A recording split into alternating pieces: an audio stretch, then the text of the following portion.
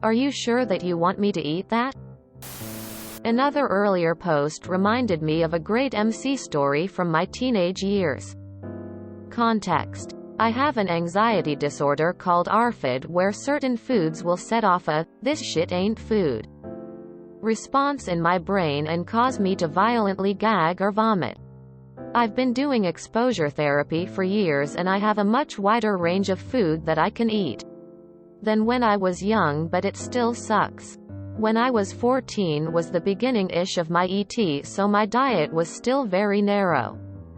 When I was about 14 I decided I wanted to try a summer camp since I'd never gone, and this was the last year the camps in the area would allow me to go as a camper.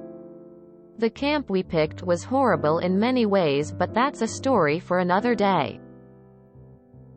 Instead of eating hot dogs, burgers, and other summer camp type foods, the cooks there insisted on trying to make Grandma's Sunday dinner type foods constantly, all of which were littered with trigger foods.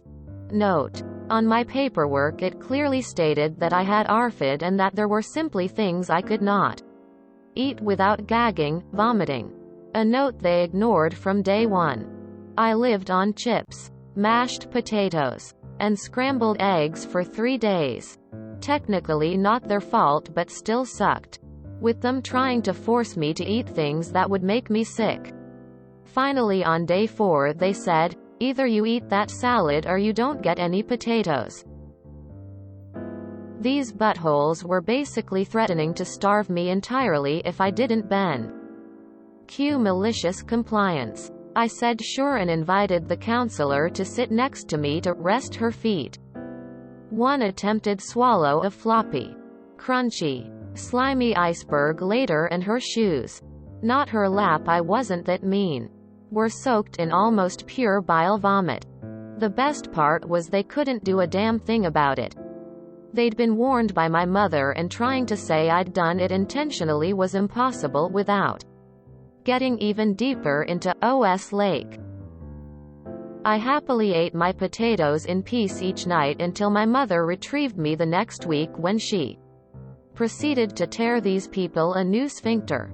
Moral of the story: don't sit next to someone when they have made very clear they will hurl if they eat the thing you're making them eat. Till I might have ARFID. After Googling it and comparing symptoms, and from your story this sounds like me. I had no idea this was even a thing. I just thought I had a terrible gag reflex that triggered for no reason. A lot of people will confuse ARFID with just being picky. Or will confuse, "This strongly triggers my disgust basic affect," with, "Your food is disgusting," and take offense. I have sensory processing issues which have a similar effect. Certain food tastes, textures will get an immediate vomit reaction. Most won't even hit the back of my throat before I am sick. And it's not just foods. Textures on a lot of things have similar effects. Such as denim on my legs makes me want to rip my skin off. Going to camp as a kid was universally a horrible experience until you made some like-minded friends who teamed up to subvert authority and be as disruptive as possible. How did this story not end with you owning the camp? Repeatedly violating medical orders to intentionally abuse a child would easily have them never running a camp again. But the civil suit could have easily been for millions. I have OCD, but growing up I had a similar issue. Your mother is a rock star. I'm curious and feel like I should look into ARFID. I seem to feel nauseous with very random foods with no consistency. And some foods I'm fine to eat at home but nowhere else. The way you said they cause a response from your brain feels familiar. I don't vomit, but I always feel like I will. Even with foods I used to be fine eating. Me growing up always had to pack lunch when possible because otherwise I could not eat. Born prematurely, and it's the only major side effect. Which is lucky but also no, I'm not being impolite.